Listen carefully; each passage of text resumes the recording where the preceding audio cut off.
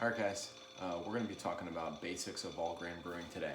So a couple things I want to talk about before actually getting into it is just where you're at. So you may be just brand new into brewing and you're contemplating whether you should do extract brewing, brew in a bag systems, or just dive in and go all grain.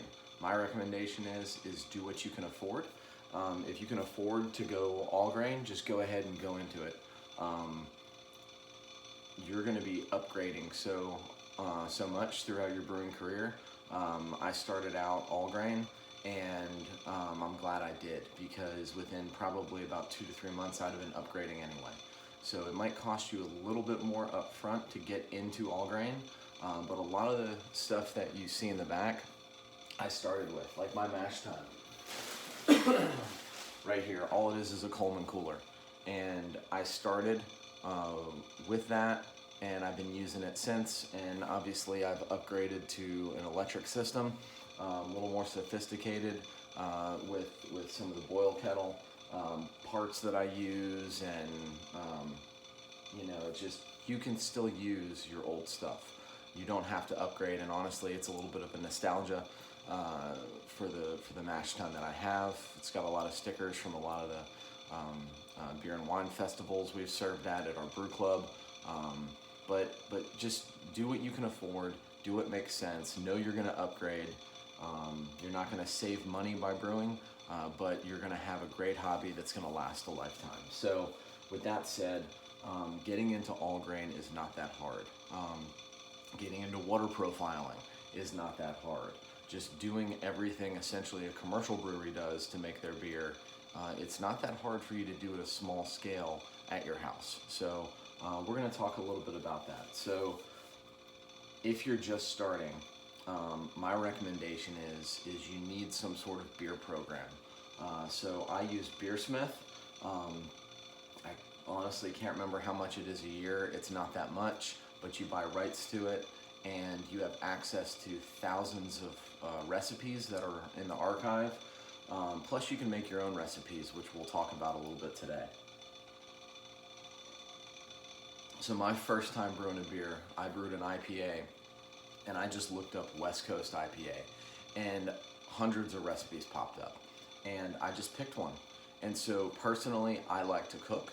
So brewing beer is essentially that. If you can make a cup of coffee, if you can make a cup of tea, you can brew beer. And then from there, you really refine your process by adjusting the temperatures, adjusting what hops you use, adjusting your water profile, the boil times, how long you boil your hops. So you can really refine a recipe once you get one you like. And that's personally what I like to do, because again, I like cooking. Hops are basically the spice of beer. So for the beer that we're brewing today, brewing a lager, we're just using 2 types of hops, US Saaz and Sterling. So a big thing to pay attention to is their alpha acid count. And we'll get into more of that later, but that's going to be how much bitterness the hop actually has. And so if you want to extract that bittering agent from the hop, you're just going to boil it longer. If you don't want it as bitter, you want it a little more mild, which is we're brewing a lager today, so I do not want a high IBU beer.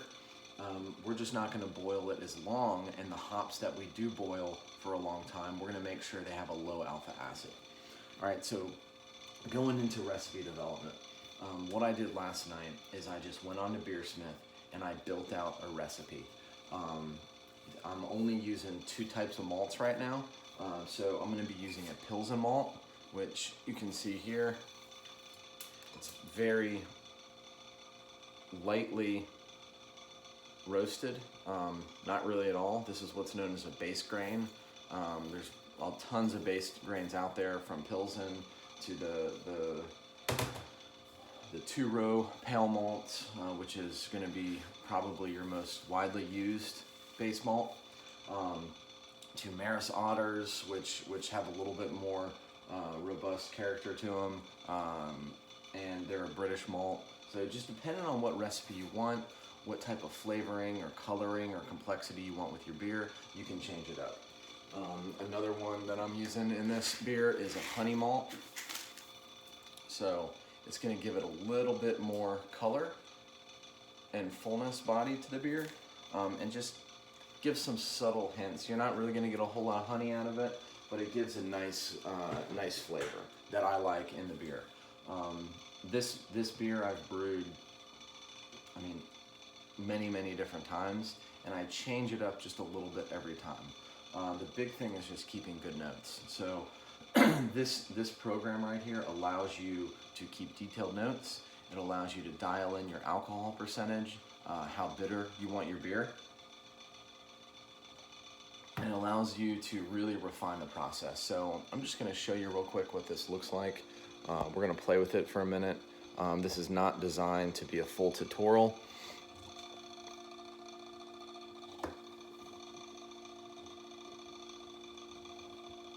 So you can see here, you even get the coloring of your beer here. If I go to my honey, I can double click on that. See, I've only added ½ pound. If I added 5 pounds here, look how the color changes. It significantly alters not only the composition and flavoring of my beer, but the coloring as well, which is known as SRM. This would be a 25 SRM beer, and if you scroll down, you can see, based on color, that is well above the range of what you want for this particular style. You can adjust your style using this area right here. You can select pretty much any style of beer you want. For this one, we're doing American Lager, so we're gonna drop this back down to 0.5 pounds. You can see you can actually refine what is put in there, and really get it accurately what it actually is. So let's see. So we went back down to 8 ounces. You can see the coloring went right back down, and for color, it's right in the green. So ideally 2.4 to 4 SMR, and it's back down to 3.6. For our estimated ABV, we ended up going, I wanted a lighter bodied beer, something with a little bit lower ABV. You can see estimate is 4.1, and the range for a lager is 4.3% alcohol to 5.3%. So that's going to be right around the lower end, like a Bud Light, where the 5 to 5.3 is more like a Budweiser. So you can really get your numbers here, and you can see where you're going to be at for all your readings, and that is just by adjusting the recipe here. So this is what I did last night. I didn't want to bore you.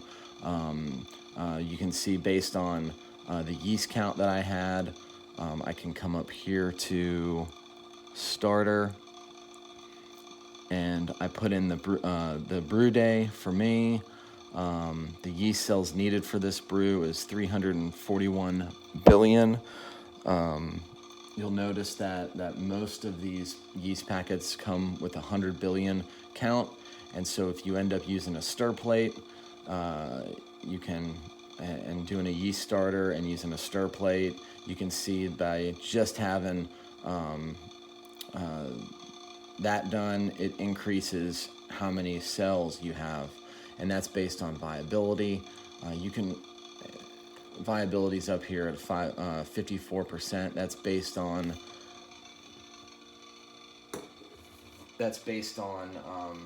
the yeast, when it was manufactured. So your yeast is going to have a manufacturer date on the yeast packet. You want to make sure it's as fresh as possible.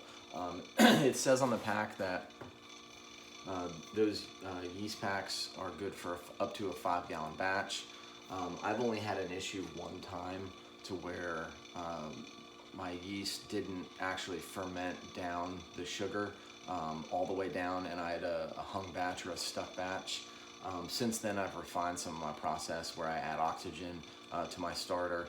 If you go watch the video on how to do a starter that I made, you'll see how to do that and why to do that. The reasoning is that you want the cells to reproduce, and the only way they can do that is if they're exposed to oxygen, which is why we have a starter on a stir plate right over here.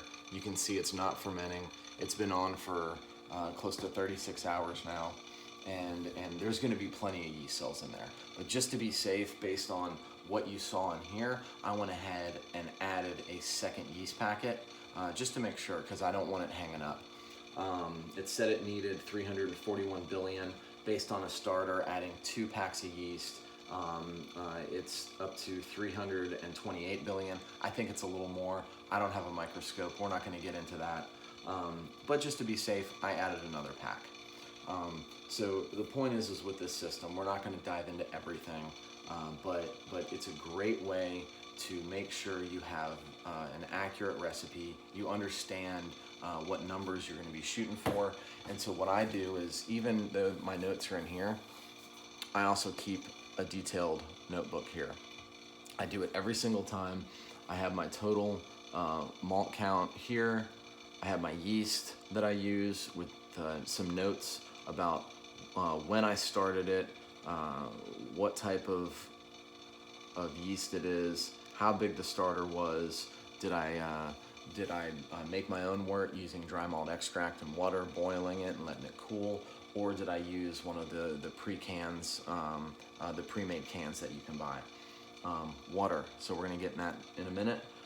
But so how much I'm gonna use for my mash, how much for my sparge, specifically what type of minerals I added back into my water, and then my hot profile. And then as I go over here, I look at how hot I'm gonna heat up my water, how much heat loss I'm gonna have whenever I transfer it to my mash tun, and then whenever I add my grains, how much is it gonna drop from there. And based on doing this a few different times, you understand the heat loss aspects, you understand what you need to get your system at to make it perform to the max potential, so you can hit accurate numbers. Like you can see here, I'm gonna mash at 146 degrees for 75 minutes. So with that, this is where it gets confusing to some people and maybe a little intimidating because they don't understand that. You want to mash, which means you're soaking, you're basically making oatmeal. You're soaking your milled up grains into water, hot water, and with the grains that are, you crack the husks and you expose the carbohydrates that are inside. Once those carbohydrates and enzymes within the grain itself are cracked and exposed to hot water, all right, it's going to start a conversion and it's going to convert those starches that you get out of the grains into sugars. So you want a range from 146 degrees up to about 156 degrees. For lighter body beers, you want a lower temperature. So we're doing a lager, that's why we're shooting for a target of 146 degrees to 148 degrees.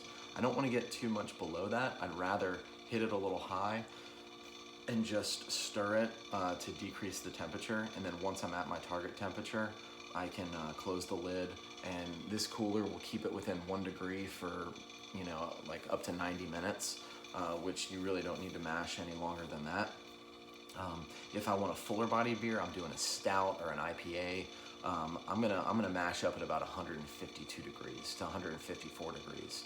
So it deals with fermentable sugars, and so and just the specific target temperatures for the appropriate target temperature for the specific beer that you're going to brew. So for today, we're shooting for a lower temperature because we're brewing a lighter body beer. Additionally, we're using flaked rice,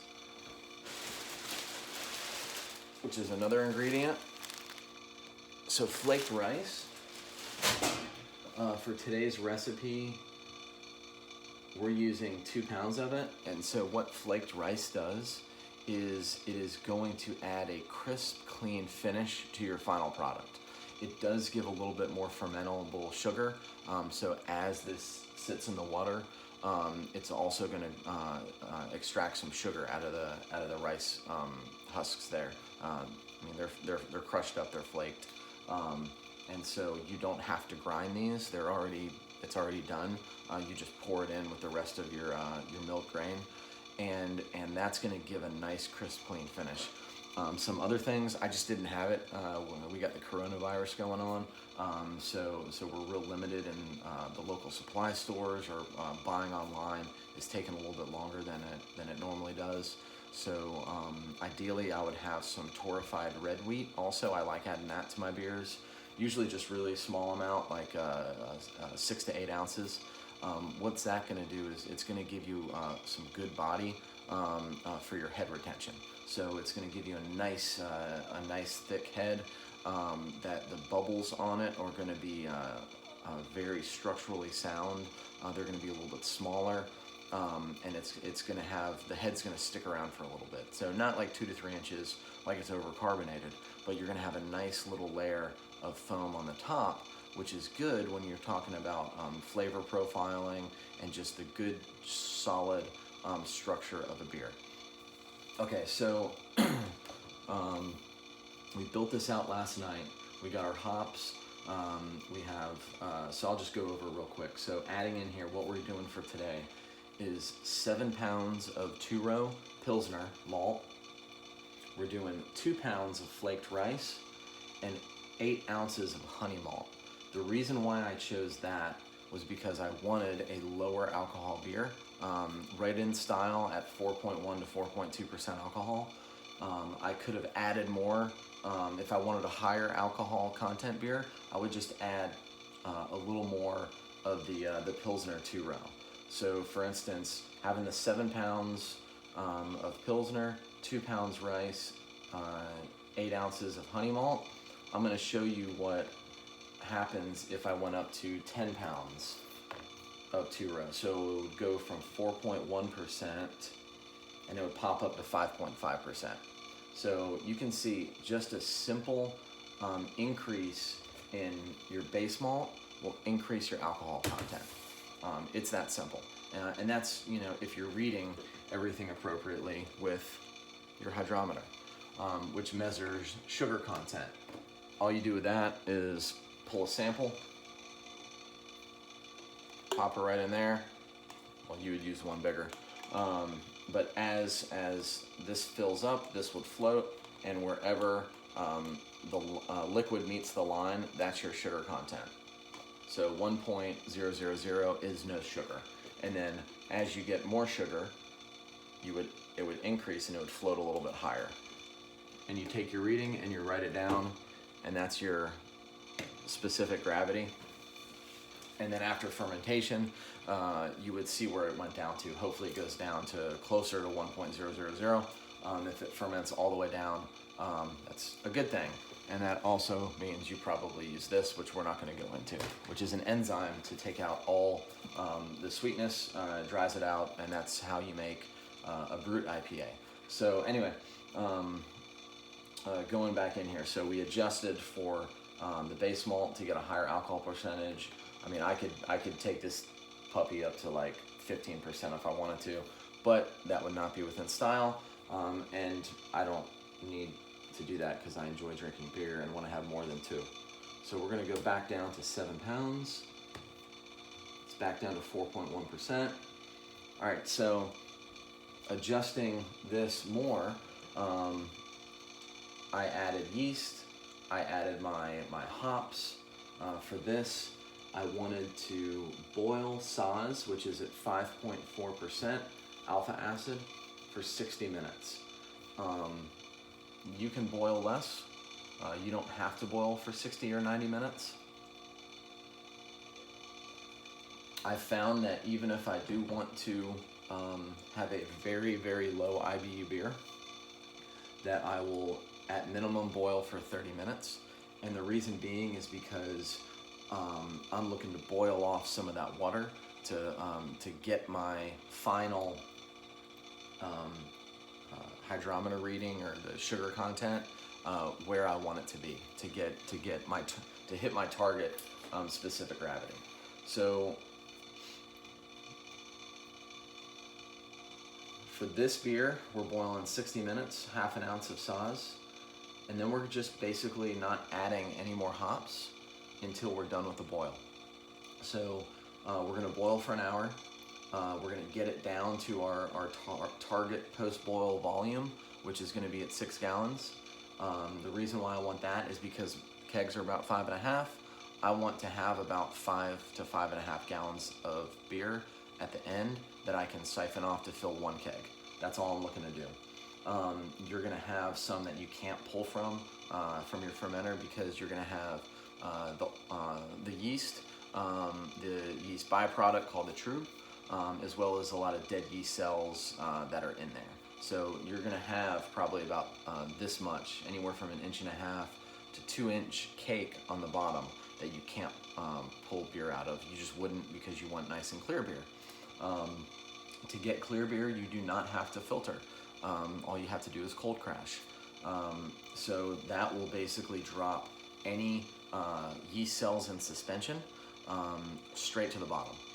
Any other like hop particles, if you're doing a dry hopping, if you cold crash, it's going to drop it straight to the bottom, and you'll be able to siphon off very clear beer. And then as it sits in your keg or in your bottle, if you're bottling, it will clarify over time. So that is the best way to get clear beer. You do not have to do filters or anything like that. It's simple. I also add a Warflock tab. What that is, let's see if I can find one here. So Warflock tabs are just these little tabs.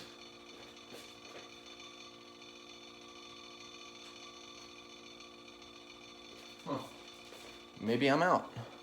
Oh, there we go. So Warflock tabs comes in a little bottle like this. And speaking about clarity, one of these per 5 gallon batch will help clarify your beer. It's as simple as that. So some people add 2. This says add 1 tablet per 5 to 10 gallons. So I add 1 for every 5 gallons. I'm doing a double batch to put in the big fermenter there, the 15 gallon fermenter. I will put 2 tabs in. All right, so you've inputted your recipe. This is if you are just building out a recipe from scratch, which is what I like to do. But again, you can just go in and you can search recipes. This is hooked up to the cloud. It is going to be built into a bank of literally hundreds upon hundreds, if not thousands of recipes. And so you don't have to do all this, but I highly recommend getting some sort of beer program. Beersmith works for me. It's got a great number of features, from unit conversions to refractometer conversions. I mean, it's just, and we're not going to go into all that right now, but it has so many different options that I still haven't even tapped into. There are Beersmith classes out there. They do little online seminars occasionally. And, you know, what the big thing is, just surround yourself with people who know more than you. I've only been brewing about 18 months, just under.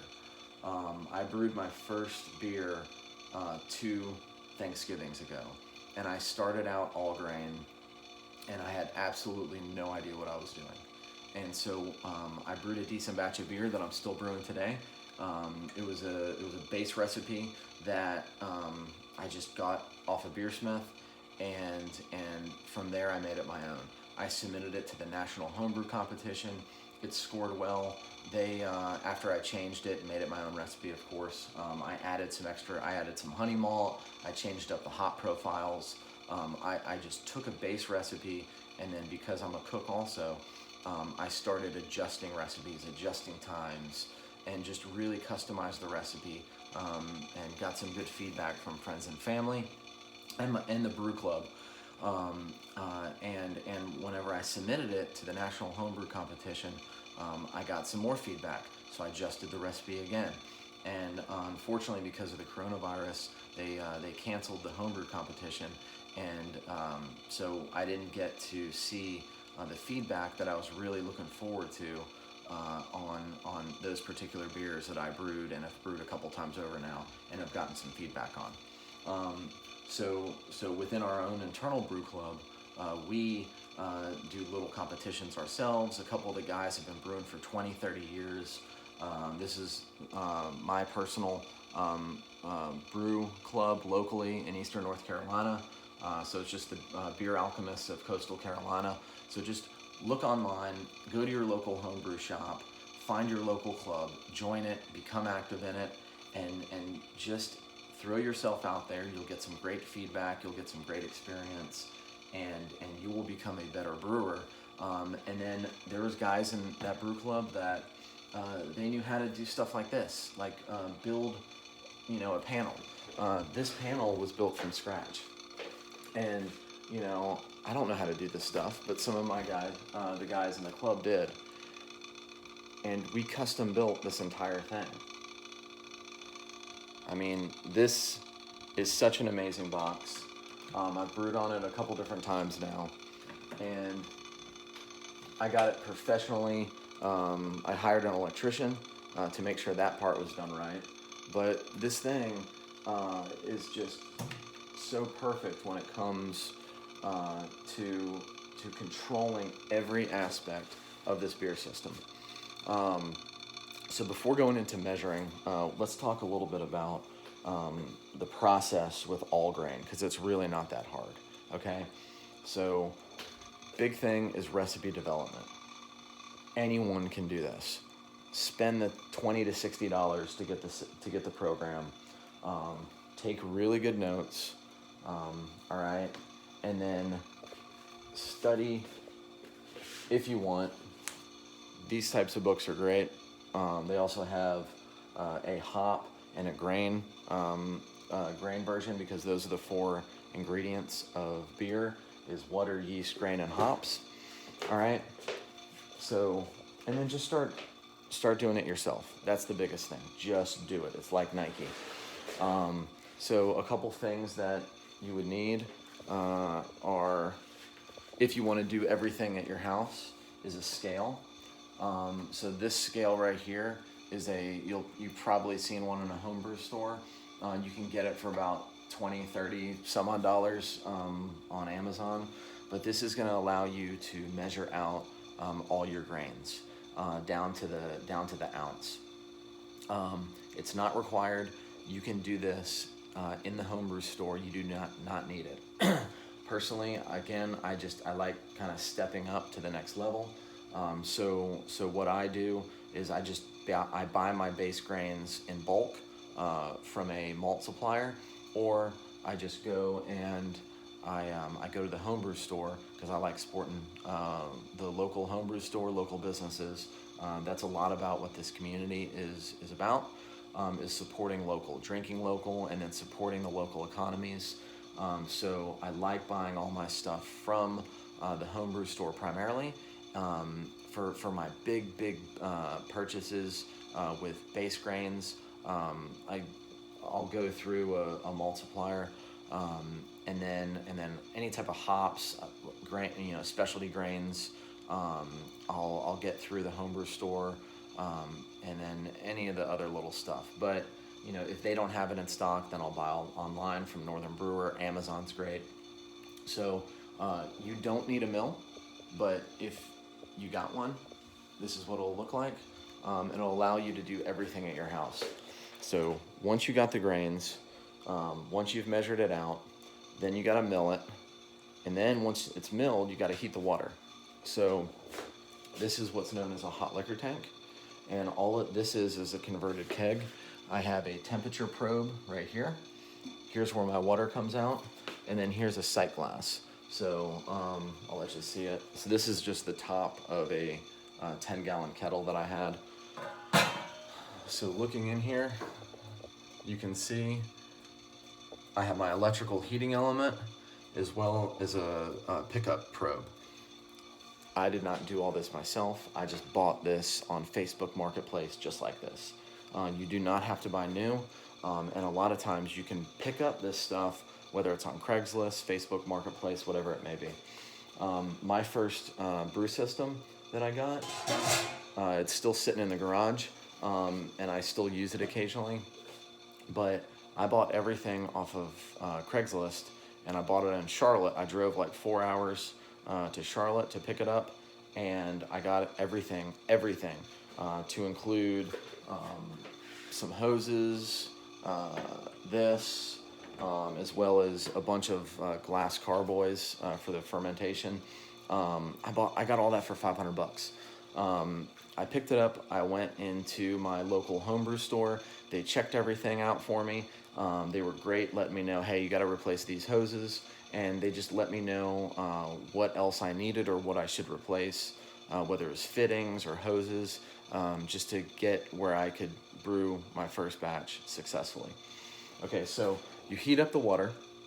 Once the water is heated up, and for my system, again, I go back to my notes. I heat my water up to 164 degrees. When I transfer it from here, it goes in a hose through a pump, which again is not necessary. You can just do it in a gravity system. So if I didn't have this fancy setup, I would just take this and I would put it on the floor. And I would do a gravity transfer with a hose from here into my mash tun, okay? I fill up all the water needed. So in this case, it's 4 gallons. I fill it up into my mash tun, and then I pour in my minerals, because I use reverse osmosis water. Again, you don't have to do that. You could just use tap water. If it tastes okay to drink, it'll be fine in your beer. If you're going to get into water profiling, the big thing I recommend is just removing the chlorine. If you can run it through a basic filter that removes chlorine, that is going to substantially increase the quality of your beer. All right. If you have low chlorine levels based on a water quality report that you got from the county, or you sent off a sample to a lab, your tap water will be fine. Personally, I use reverse osmosis water, which filters out everything, all minerals, and then I add them back. We're going to do a separate video on that. So once your water is in here, heated up, I know it's going to go from 164 degrees down to 156 degrees.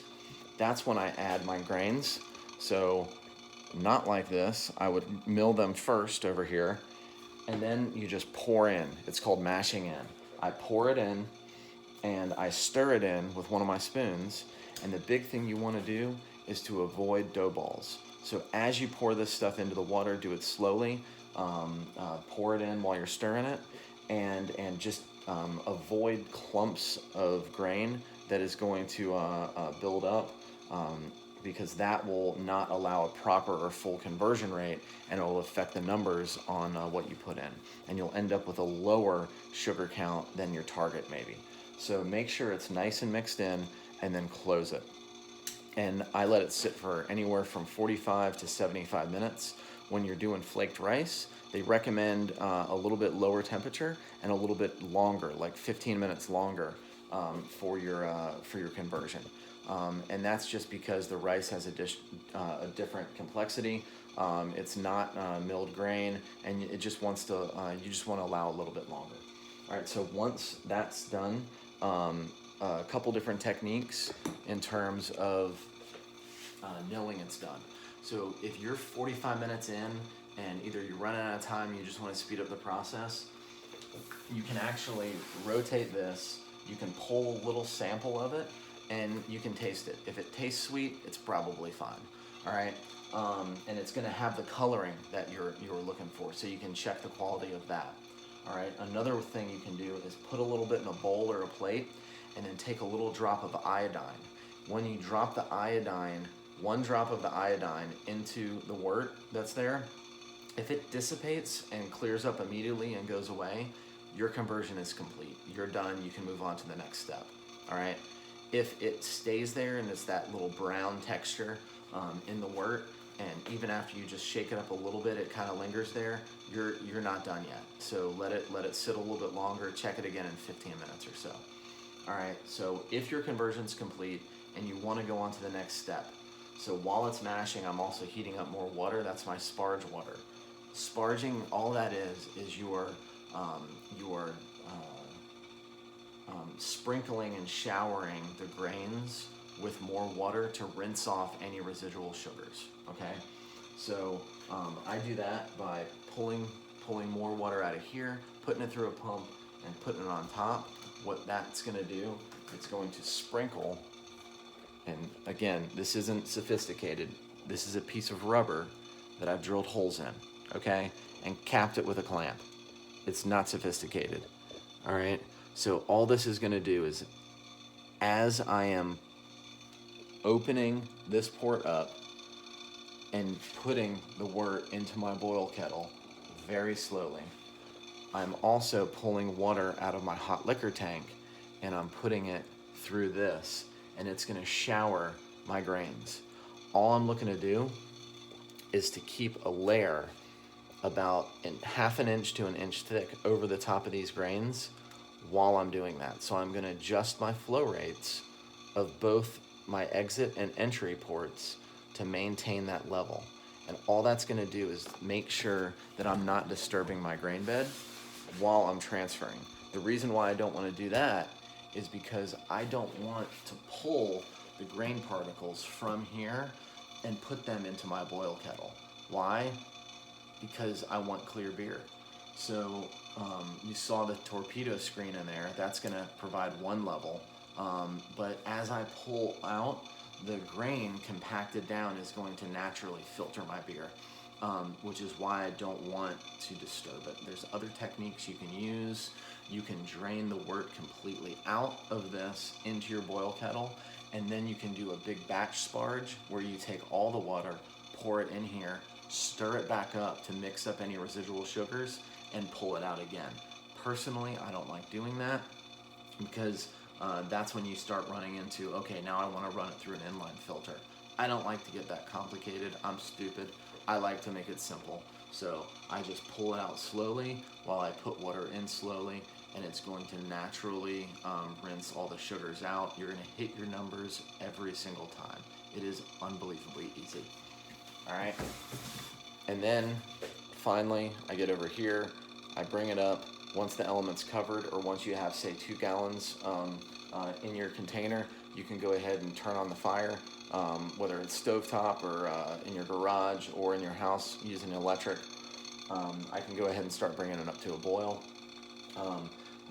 You can keep it open, you can keep it closed. I don't have a vent installed, so I have this thing, it's called a steam slayer. What it does is it pulls water hooked up to a hose through a little nozzle. It's going to pull any steam out. It's going to pull it through here. It's going to spray it with water, convert it back into water, and it's going to drip down into a bucket, and it's going to run at about 9 gallons per hour. I also have a 6 gallon per hour nozzle, and all that is going to do is adjust my boil off rate so I can hit my numbers again. And this allows it to where I don't have to drill a hole in my house and spend extra money on a vent hose. So I got this off of beerhardware.com, I believe. Brewhardware.com, and it's called the Steam Slayer. I think it's like $115, but it's gonna be a lot cheaper than busting a hole in your house and doing a lot of other stuff. So, and again, I control everything via touch screen right here. All right, so back to where we started. We went through the brew process, and I'm not going to go into any more detail. I can do another video on that.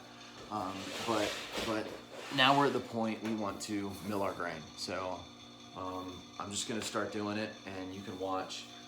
It is super easy.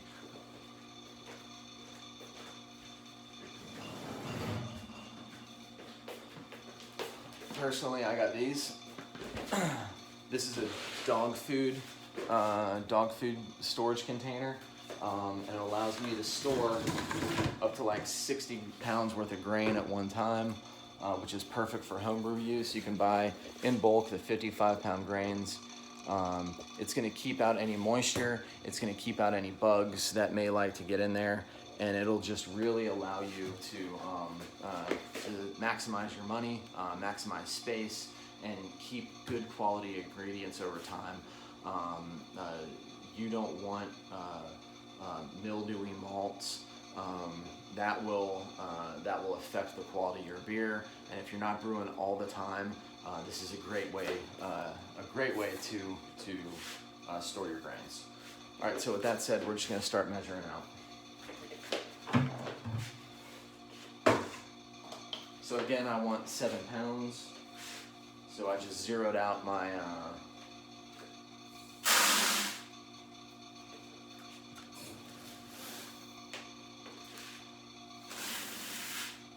this thing goes down to the ounce, so you can really dial it in. That's 3.12, 5.4 pounds.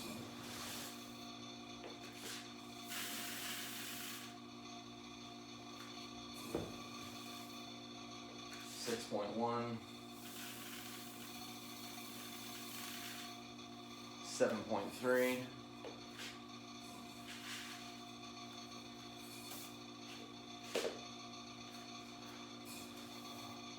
6 pounds, 15 ounces, 7 pounds. All right. So that's 7 pounds worth of grains. Now we got to add the honey, and we're looking to add 8 ounces. So from here,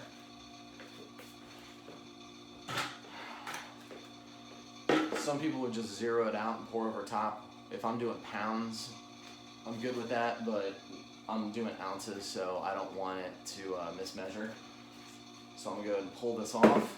I have another little couple gallon bucket here, 1 gallon bucket.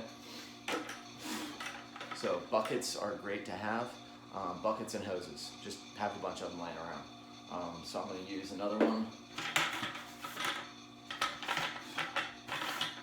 Make sure no dog hairs in there. Make sure it's zeroed.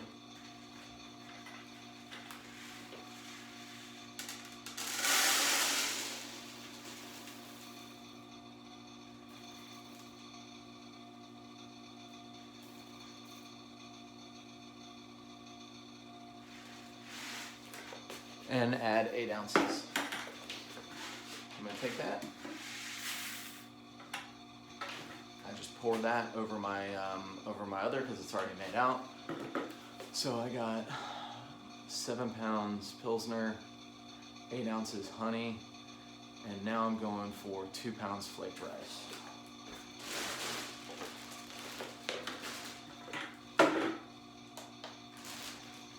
So every time I put something new on there, so if you look, I'm just putting my foot on it right now. I can hit this tear button, and that's going to zero it out. I can hit it again. It's going to zero it out for nothing. And you see if I put the bucket on, it's going to add like 1.2 ounces. I just hit tear, and it zeroes it out again. So that will allow me to get a real accurate reading. So I'm just going to tear this guy open. And I'm going to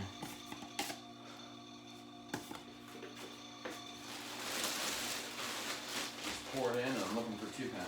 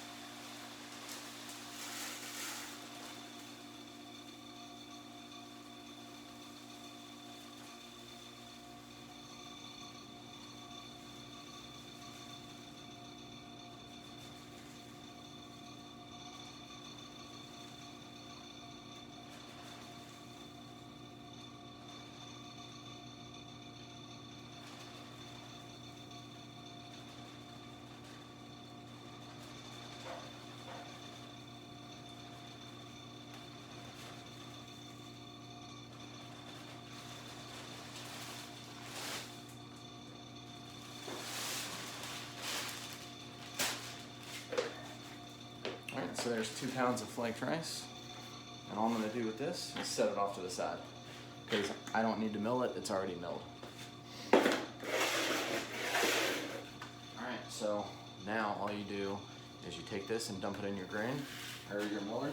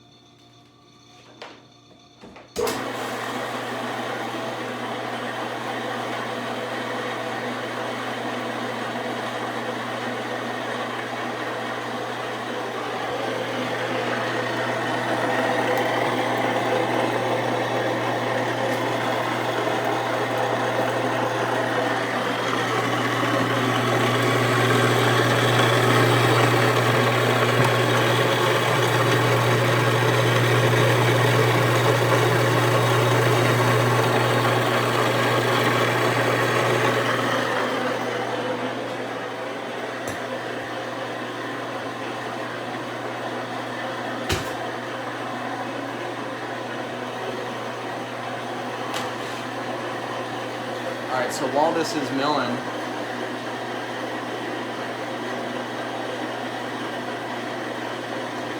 I'm going to go ahead and measure out the hops that we're going to be using. And I'm going to be doing that by using a smaller scale that I got off of Amazon.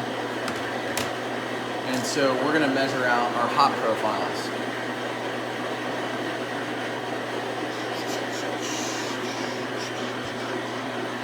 Alright, so looking at my notes, I know I need a 1/2 ounce of sauce. So what I do is I just get little cups and just write, numbers on it, first or second hop addition. So again, I'm opening this up. It's set on grams, so we're going to change it to ounces. And this is just premium hops, U.S. Saws. From Northern Brewer.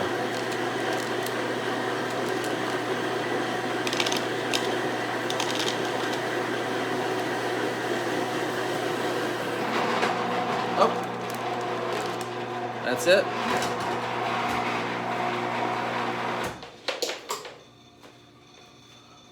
All right, so that's done.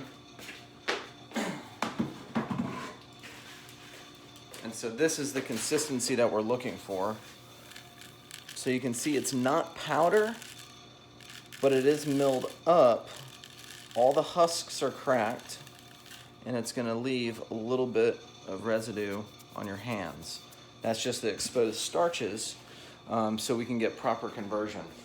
If I did want it finer grain, or if I wanted it a little more coarse, I could adjust the spacing of the rollers right here.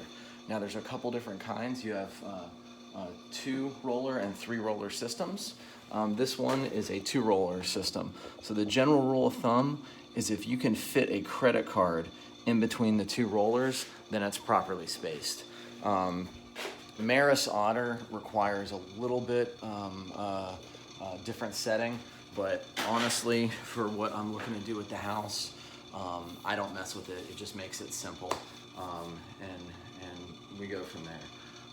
So again, I'm just gonna be measuring out my hops here, so we're good for brew day. I can go ahead and keep doing that, but really, we've talked about the importance of taking notes. We've talked about the importance of a program such as Beersmith. There are others out there, so find what works for you within your budget or skill level. I will say from experience that I had no experience with this system of Beersmith prior to buying it, and I went online, I looked at a YouTube video or 2, I talked to the guys in my homebrew club, and this is a very, very simple, straightforward system to use that will allow you to build recipes and just step up your brewing game. And then we talked about how to adjust recipes.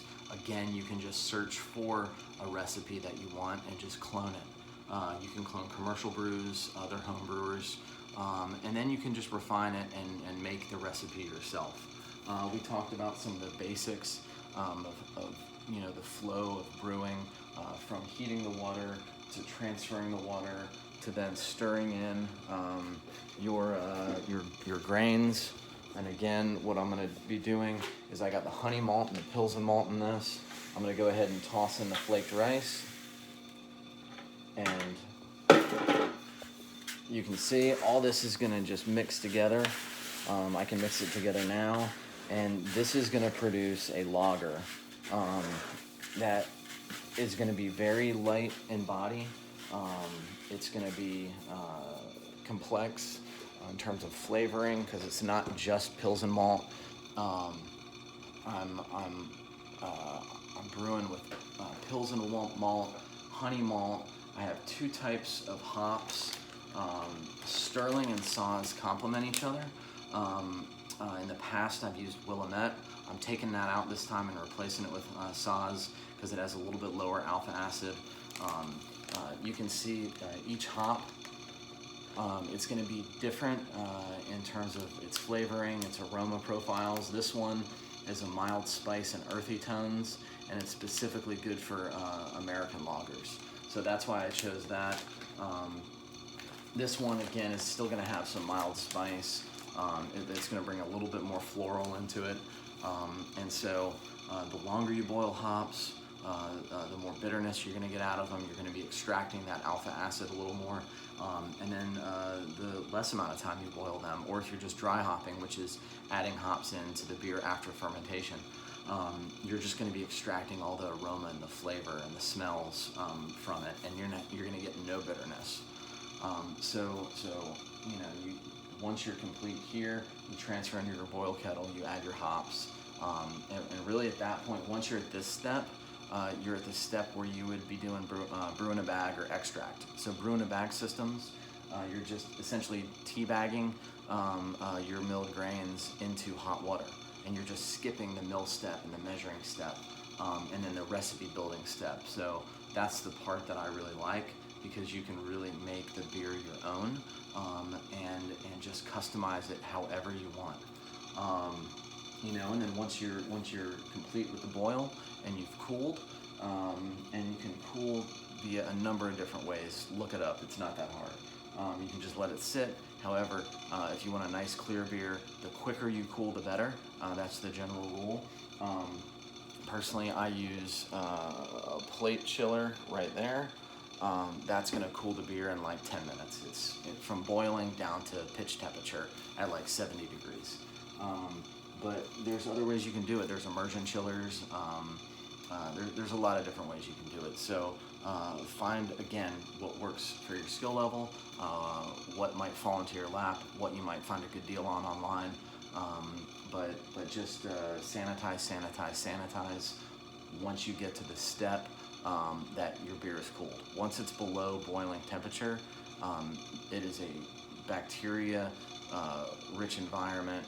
It's going to have high sugar levels, and you need to make sure you're sanitized once you start cooling. As soon as you start cooling, that needs to be sanitized. Anything that touches the beer.